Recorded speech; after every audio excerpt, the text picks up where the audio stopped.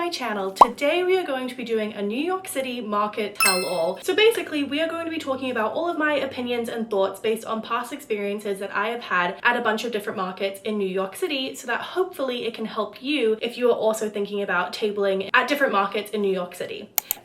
Now, we're going to start with the market that I have attended the most over the past 2 years, and that is FAD. FAD stands for Fashion, Art and Design, and it is run by Jen, who is a lovely woman. I really love her as an organizer. She's been really great to me. And this is the first place that I ever attended a market in New York City, and it was also just my first time popping up in general to sell my products in person. And overall, since then, I have done 9 markets with FAD. The majority of them have been in Dumbo, and it is at Empire Stores, and it's basically in the lobby area right next to the Time Out Food Market. And then I did one market at the Invisible Dog. I don't think the Invisible Dog is a location that people can do markets at anymore, because I believe that the person that was renting the space that then rented it to event organizers is no longer renting Invisible Dog, so I don't believe that is a space anymore. So we're not going to really talk about Invisible Dog too much. I didn't have a great weekend there, but I didn't have a bad weekend, so I don't have that many thoughts or feelings about it. But I have tabled in Dumbo 8 times, so I have a lot of thoughts and feelings about that specific location. But also with FAD, there are a bunch of other locations that you can pop up with them. I just mostly do the Dumbo one, but there's also Cobble Hill, Governor's Island, Brooklyn Brewery. There's just a bunch of them, so I definitely would recommend going and checking out their website to see all the different locations that they pop up at. I've done a couple of setups at FAD, and one of them being a 4-foot table and the other being a 6-foot table. Now the 4-foot table is obviously going to be a little bit cheaper. It costs about $240 for a 4-foot table for 2 days in Dumbo, whereas the 6-foot table is about $320 for the 2 days in Dumbo. There are also additional things that you can add on that are going to cost you a little bit more. So I always rent a chair at this market, which is $10. So for the half booth, instead of it being $240, it'll be $250, and instead of $320, it'll be $330 with the chair on top of it. I'm pretty sure you can also add on like electricity if you want a prime spot within the whole market. So right in that lobby area, it's going to cost you $20 extra as well. So there are things that like add up as you continue to go on, but I have found that FAD in general has been one of the cheaper markets that I've been to. So it may seem like, oh wait, I have to like rent a chair for $10. I do it at $10. For me to rent a chair is not that big of a deal in comparison to what we're going to talk about later at some other markets. FAD is very non-offensive when it comes to prices. The pros for FAD and Dumbo specifically, because I can't really speak to the other locations, is that it's a high foot traffic area. So, you know, you're in Dumbo and that's a big tourist location. And also I found that there are a decent amount of locals that do like walk through on the weekends, and they're going on their runs or they're picking up a quick bite to eat, that kind of thing. So foot traffic is extremely high. Another pro, like I discussed a little bit earlier, is that the organizer is very nice. I have never had an issue with Jen. She has always been very responsive and very willing to hear any criticism or critique, and she's just very, very sweet. So I really like Jen and just like the way that she organizes these events. Another pro, which actually goes in hand with all of the different locations for FAD, is that there are no application fees to actually do these markets. So you can apply to as many as you want. It doesn't mean you're going to get into all of them, but you're not going to be losing any money by having to pay for an application fee for every single one that you apply for. Definitely a good pro. Another pro is that you don't have to bring a table with you. Even though you have to rent a chair for $10, the table comes within that price that you're paying to pop up in Dumbo. I'm not really sure about Governor's Island, but specifically for Dumbo, I don't have to bring a table with me, which is always such a weight off my shoulders because carrying my 6-foot table is a lot of work. So I do love that I don't have to bring my own table. Another pro can also be seen as a con. They do provide you with tablecloths. Empire Stores in general has a very specific like aesthetic that they want everybody to follow. So everybody's going to be provided a black tablecloth. That could be seen as a con, that you won't be able to kind of like personalize your table that much. But actually it's a pro because it's just one less thing for you to have to pack and think about. Slash, a lot of people do bring like banners that you can put in front of your table, and your setup in general is going to make the table much more personalized to you. So I don't really see it as a con, but that's just also something else to think about. Now, some cons for specifically Dumbo is that they used to have overnight storage. So essentially the space is going to be open after you've popped up. So you're usually there until like 6 or 7 p.m. And once you are finished with your table, you can't leave your stuff overnight because it's still open to the public. So the chance of theft is much higher. So they used to offer overnight storage where you would break down your table, you would go upstairs to like an office area or something and leave all of your stuff overnight. And then you would just come back, take it from upstairs, reset in the morning. Now in recent times, the past few times I have been, they have not offered any overnight storage. So you have to load in and load out both days of the market, which can be really exhausting. And it also means that your cost of Ubers is going to go up because you have to bring everything back and forth. If you're somebody that has a car that drives to all of your markets, this may not be as like annoying to you, but for me, it definitely does sometimes make me a little hesitant to do this market just because like carrying your stuff back and forth is exhausting. I have a walk up, so I have to walk upstairs with my cart and my suitcase 2 days in a row. It's exhausting. And then another con is that just because it's high foot traffic doesn't mean you're going to get sales. Now I did put in the pros that foot traffic is very high and that can be a good thing because it does mean that there are going to be more eyes in general on your product, which should mean in turn that there is going to be more of a chance for people to buy your products, right? Because there's just more people walking around. Well, the con of that, not all foot traffic is good foot traffic. Past market that I had with FAD over Mother's Day weekend, I definitely felt that way. It was so busy and hectic in there. I didn't really make as many sales as I normally do. That was definitely disappointing. And that's just also something to keep in mind, that if you are thinking about going to a market and you know it's a really high foot traffic area, so you think that it'll be good for your business, I would just make sure that you maybe scope out the space first to see what kind of foot traffic it is, who the demographic is, you know what I mean? So yeah, that's definitely been a con at the past couple of markets that I've had in 2025, that not all foot traffic is good foot traffic, so keep that in mind. Another con with FAD in Dumbo specifically is that the Wi-Fi in there is terrible. It is so slow in there, and sometimes it can be a little bit of a dead zone. I know you can do Square offline. Basically, if you just try to use Square normally and Venmo, it can take a really long time, or sometimes payments won't even come through. This past market that I did with that, I did lose out on a sale because of the Wi-Fi situations. That's definitely something also to consider. I think like setting up maybe a hotspot for yourself or setting up your Square so that you can do it offline is definitely something that you should consider if you're going to do FAD in Dumbo specifically. Overall, with FAD Market, for me, it's usually worth it because the table fee is so low. It doesn't take me as much time to reach that table fee to then start making profit. I will continue to do FAD for sure, and I definitely recommend looking into them. So that is FAD, all of my thoughts on FAD, specifically for Dumbo, since that's the location that I usually go to. Oh my god, this is gonna be a long video, guys.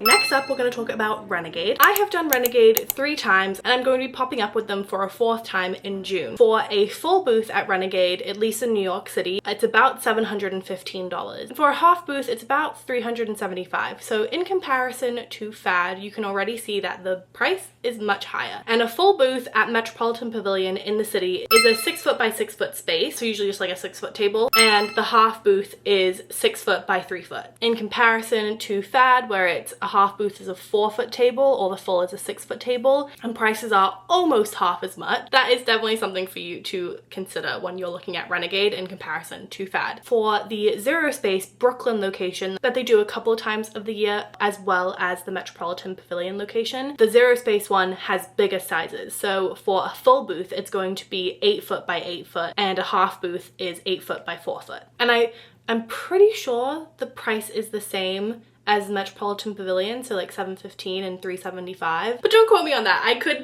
be maybe a little bit more for the bigger space, but I don't think it is. Also, if you get given a designated half booth space, it's gonna cost you $75 extra. So for example, the shared booth space where you're gonna be paying $375, you're gonna be sharing that 6 foot by 6 foot or the 8 foot by 8 foot space with somebody else. And that's what I did at my last Renegade in the springtime. You can go back and watch that vlog if you want, but I shared that 6 foot by 6 foot space with somebody else. If you get the designated half booth, it means that you just have half of a booth completely to yourself, but it is going to cost you $75 extra to have that designated space. With Renegade itself, I am usually taken off the wait list, so I am denied the first round of approvals for the market, and then I usually get taken off of the wait list, and that is how I get into Renegade. So I'm not sure about the rental costs of like tables or chairs or electricity. I don't really know much about that because by the time I get taken off the wait list, it's usually only a couple weeks out from the market. So most of the rentals have been taken up or the rental deadline has passed. So I've never really looked into that. So I'm not sure about the extra costs like I am with FAD. But let's talk about the pros and the cons. Now the pros for Renegade is that it's kind of a household name when it comes to craft markets, especially for small businesses. I feel like Renegade is in so many different locations. You know, they do San Francisco, they do New York, they do a bunch of locations. So it's definitely like in small businesses in general. I remember when I started to do markets, I remember so badly wanting to get into Renegade because it was just this like, oh my god, Renegade, if you get into that, that's like you've made it. You know what I mean? That was the mindset that I had. So a pro of Renegade is the name of it. You know what I mean? Like if you're gonna pop up at Renegade, that was the first time one of my small business vlogs kind of like popped off a little bit. I had like almost 5,000 views on that Renegade vlog because I really do think that the name Renegade Craft Fair got me those like searches and all of that. Another pro is that customers, buyers are going to Renegade specifically to spend money. You know, they want to go and support small businesses. They want to find unique gifts. They want to go and shop small. They go with the intention of spending money. Whereas in comparison to FAD, where it's just like tourists walking around and they kind of just stumble upon a market, Renegade is people are going there specifically for this market. So that's definitely a pro. Cons is that it is expensive. You know, costs add up here. When you think about markets in general, the table fee is obviously $7.15 for a full booth is a lot of money. My first time doing Renegade, which was last spring on Mother's Day weekend, everybody had a really difficult weekend for Mother's Day. I think that they didn't really market it very well. Foot traffic was like so low and I did not make table fee back for that market, so I lost money. So I've decided that it might be better for me to do these half booths unless it's holiday season, because for me with lower price point items of an average of $6, it does just take me a long time to get back up to table fee. If you're somebody that the average price point of your items is like between $40 and $60, I think a full booth is so totally worth it for you. But for me, the cost of the full booth falls under the con section just because I have lower price point items. But I have found myself to be much more successful when I do a half booth. Another con is that there are application fees for every single one that you apply to. Now, the application fee is $35, and that is not for just like if you wanted to apply to 5 of the markets, it's just one time 35. No, you're gonna have to pay $35 5 times. Yeah, so it adds up over time, and then that obviously will go into your like table cost fee. I usually add that on to how much money I need to make for the weekend, because then another con that I have written down, it's not that easy to be accepted into Renegade because of the household name in craft markets. Everybody applies to Renegade. The $35 doesn't really seem to deter people. I think it's a con. I mean, I still pay it and I still want to get into it, so obviously it doesn't deter me. It is just like annoying that I have to pay $35. It seems like it's kind of just like a waste of money when you don't get accepted. And the first couple of times I applied to Renegade, I wasn't accepted. So it's a little bit difficult to be accepted into Renegade from my own experience. Because I have greeting cards, I think that I am taken off the wait list quicker than most people would, because there aren't as many vendors doing greeting cards that I've noticed at these markets. Like if you are somebody that sells ceramics or jewelry, I don't know how high of a likelihood it will be for you to be taken off of the wait list, because there are so many jewelry and ceramic creators that go to Renegade and apply to Renegade. So I think I just have a better shot at being taken off of the wait list because of the products that I make, and that's why I've been able to like go to all of these Renegades. So that's also kind of a con, is that it's just difficult to get into. I think in the beginning I said I've only done Renegade 3 times and my 4th will be in the summer, but I've actually done it 4 times and my 5th time will be the one in a couple of weekends. With Renegade, I kind of have had a mixed bag. The first 2 that I did in the spring and summer of last year were slow. One of them I lost money and the other one I just made above table fee. So like it wasn't that great, it wasn't that bad. But then I had holiday last year where I made like $2,000+ at that market, and that was my first time making that much money at a market. So that was, I rode that high for a while. Like that was incredible to me, and I was like, oh, I get it. Renegade is that girl. Like I get it now. And then I had the spring market a couple months ago and I made like above $1,000 at that market. I've had 50-50 where I've had bad Renegades and I've had good Renegades. But when it's good, it's really good. Like it's not just, you know, average, it's a really good market. So my opinions on Renegade are a little bit like mishmashed because I've had a 50-50 bag of like what I've gotten. I'm intrigued to see how this June market is gonna go because my summer one of last year was a little bit slow. So yeah, I guess I have mixed feelings about Renegade overall. I haven't done any of the other locations outside of New York. One day I kind of want to try that, but the cost of like travel and getting all my products there is a little bit daunting because the table fees are also like really high. So, but maybe one day. Okay, you still with me? We're on to the third market that we're going to discuss today, and that is Market for Makers. Now, Market for Makers, like Renegade, has a lot of different locations that they pop up in other than New York City, whereas FAD is just basically New York based. So Market for Makers I have done twice now. I did one in kind of like the fall time. It was, I think, in October a couple of years ago, and then I did another Market for Makers. I can't remember exactly the timing of that one. Maybe May? It was like in the springtime. They haven't been back in New York for a little bit. I think because the venue that they were doing at, I guess it fell through. I'm not really sure what happened behind the scenes, but all I know is last summer they were supposed to have a market and they ended up canceling it. They haven't been back since. I do know that they are coming back this summer though. So it's been about a year since they've come back to New York, and boy, did they come back and say this is going to be less accessible, because they raised their prices from the last time that they were in New York. At both of these markets, I did a 6-foot table and it cost me about $400 to be in the space. So kind of in between FAD and Renegade, a little expensive, but not like $715 for a 6-foot table. And I remember doing like pretty well at these markets. I guess we can start talking about the pros for it. The way that they marketed this market was really, really good because you have to pay to enter this market. So I guess that's kind of a con. But if you're a customer, they basically they charge you to come in. They do provide you with a couple of freebies and incentives, I guess, to spend that money. So to me, when I heard that, I was like, oh, people have to pay to come in. Like, and it's also, I remember it being an industry city. So I was like, kind of a random location. I don't know who's gonna like spend money to come into this market in the middle of nowhere, but it was heavy foot traffic. And again, like Renegade, people who are there to spend money at small businesses, and they came here specifically to be in that space. It's not just like random foot traffic. And you know, you'd get a free tote bag. There are different events like a DIY station and other little things that I think you get with the money that you spend to get into the space. So that's definitely a pro in the sense that foot traffic, like it's people that want to be there. Now, cons, application fee. They have one, yes. It's like $50 for an application fee, which is insane. So your table goes from like $400 to $450. That's crazy. And also, again, like you're not guaranteed to get in with that $50 application fee. So that was definitely pretty steep. Like Renegade having the $35, I'm like, dang, $35 for everyone.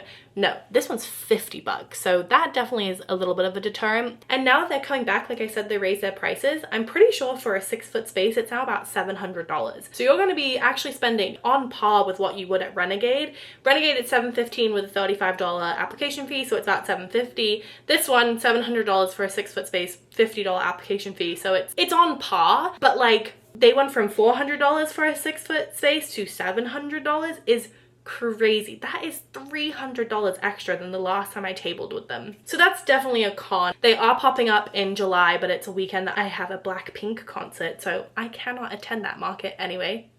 Blackpink made the decision for me.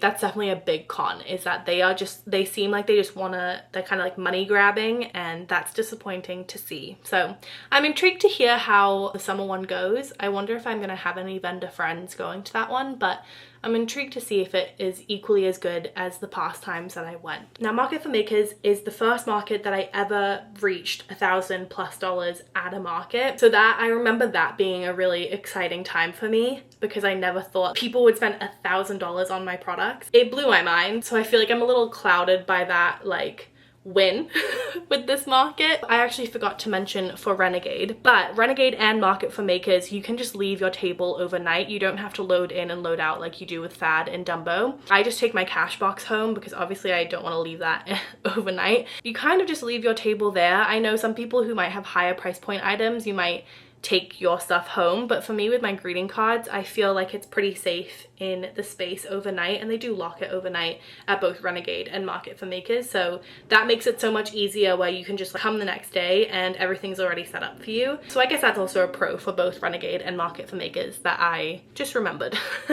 That's Market for Makers. Let's move on. Now we're going to move on to MAUM Market. This market review isn't going to, you know, be important for a lot of you because this is specifically for Asian makers and Asian businesses. But MAUM has, I think they only currently pop up in Los Angeles and in New York. They might have other locations now. I'm not 100% sure. But I have only tabled with MAUM once. It was basically sharing an 8-foot table, so I had 4-foot space of table, and it was an industry city, so kind of like, again, for me, a random location. I don't know how random it is for other people in New York City, but industry city, I like never go over there. Pros for MAUM were that it is a place to highlight Asian small businesses, and we love to see that. There are so many Asian owned small businesses. I kind of love that. I was like, okay, so look at us slaying, look at us, all of these small businesses. So that was definitely a pro. I got to learn about so many other small businesses that were also Asian owned, and I felt really validating to be in that space, you know? Now, I have more cons to say though about MAUM. Cons, it was $275 for a 4-hour market. Now, the other markets we've been talking about, it's usually Saturday and Sunday. It ranges between 6 hours to 8 hours on a single day, but it's still a Saturday and a Sunday. So overall, you have like a lot more time to make back that table fee. This market for MAUM, it was about $275 just for 4 hours on a Saturday. And that's crazy. $275 for 4 hours? That's like half the amount of time that you would have on one Saturday at another market that costs you at FAD $250 for the weekend, and I'm gonna pay $275 for 4 hours. So that was the biggest con for me, and I was like, dang, I don't know if I'm gonna make this money back in 4 hours. And I didn't. In fact, I did not make money that weekend because I didn't make table fee. I think I just got there in the 4 hours. But I think if it was a 2-day market, both days being like between 7 and 8 hours, I would have done fine with $275 as the table fee. But 4 hours doesn't give you a lot of time to do that. And also the location being an industry city, like foot traffic was pretty slow because no one was coming to that market. I don't know if it was also maybe the marketing for it was not that great, but overall for MAUM, I think the cons outweigh the pros, and I haven't tabled with them again. I know that they changed the location this year to do it in the Seaport area because they did open an actual brick and mortar store shop that holds most of the vendors that went to that market that I went to and other Asian owned businesses within that storefront. I actually sell my cards there still currently. So I know they're going to be doing their like market on the dock right next to the store, but I'm still probably not going to do it because I think it's like still similar pricing and like timing. But I do sell my cards at the store because that to me works better because it's consignment. It's basically I get sent money every single month based on how much they sold in the store that day, that month. And like I'm not paying anything to do that, you know? I just make money essentially. So I wouldn't do MAUM again, and that's definitely something if you are an Asian owned small business, if you have seen MAUM. For me, at my again low price point item around $6 on average, it just takes me longer to get that table fee. So if you're somebody that sells like food or jewelry or whatever, it might work for you better. But for me, it's a no-go. Won't be doing MAUM again. Right, moving on to Artist and Fleas. Now, Artist and Fleas has a location in Chelsea, and they also have a location in Williamsburg, Brooklyn. I have only done the Williamsburg one. I haven't done the Chelsea location because I'm pretty sure for that location, you have to commit to a whole week rather than just a weekend. I did Artist and Fleas twice, I'm pretty sure, and both times I lost money. And also for holiday season, so between like November to December, they raise their table prices. But you do get given like a 6 foot by 6 foot like space completely to yourself. You can pretty much do most anything too. They do have some guidelines, but you have the creative freedom to turn that booth into whatever. But I remember for the holiday market that I did there, it was $415 for the weekend. And then when I did it in the summertime, it was $350. So they did raise it by like $75 in the holiday season, which I guess isn't like that crazy. They also don't have an application fee at this one, but overall foot traffic at that market was so slow, even during the holiday time. I remember holidays when I was there, like I was lucky if I had like 2 people come to my table in like a 3-hour span. It was so slow. And I remember I did it in the summertime thinking, oh, well, like, you know, maybe the summertime will be better because there's Smorgasburg and Williamsburg, so there's going to be more foot traffic. No, it was equally as slow and bad. So for me, Artisan Fleas is not it. I do know there are a lot of businesses, small businesses out there, they just have a stall at Artisan Fleas that is like every single weekend they're there, because you can sign up to be there for multiple weekends. It's sort of like it's only open on weekends, but it's open pretty much every weekend. So you can kind of pick and choose how often you want to do it. And I know there are businesses that kind of just like stay there for a whole season. But I think if I did that, if I popped up there like every weekend for a month, I don't think I would really see that much return, because I just think overall that location, foot traffic is just slow. Like, at least it was for me. I didn't have a good time there. So yeah, pros is that you get to customize a 6 foot by 6 foot space. There's no application fee. Those are the pros.